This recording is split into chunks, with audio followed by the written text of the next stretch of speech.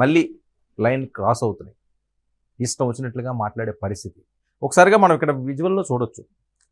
నగరి మాజీ ఎమ్మెల్యే, మాజీ మంత్రివర్గం ఆర్కే రోజా గారు వర్సెస్ తాతంశెట్టి నాగేంద్ర, జనసేన రాష్ట్ర కార్యదర్శి, అధికార ప్రతినిధి. సో రోజా గారు పవన్ కళ్యాణ్ గారిని టార్గెట్ చేసి ఆవిడ మాట్లాడేసరికి నేను చాలా సందర్భాల్లో చెప్పాను, జనసేన జోలికి వెళ్ళినా లేదా పవన్ కళ్యాణ్ గారిని అన్నా వీర మహిళలు జన సైనికులు ఎట్టి పరిస్థితుల్లోనే కూడా క్షమించరు, డైరెక్ట్ అటాక్ మోడ్లో దిగిపోతారు.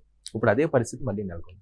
1-2 సంవత్సరాలు ఏదో కాస్త ప్రశాంతంగా ఉంది. ఎన్నికలు అయిపోయిన తర్వాత 17-18 నెలలు అంతగా పెద్దగా ఏం లేదు, ఏదో అడపాదడప ఏదో చిన్న జల్లుల్లా వచ్చి వెళ్ళిపోయినాయి. కానీ ఇప్పుడు తుఫాన్లు రేగుతున్నాయి. రోజా గారు పవన్ కళ్యాణ్ గారిని టార్గెట్ చేసేసరికల్లా ఒక్కసారిగా తాతంశెట్టి నాగేంద్ర డైరెక్ట్గా ఫైట్కి దిగిపోయాడు. రోజా గారిని చాలా దారుణంగా ఆయన మాట్లాడిన సందర్భం. అంటే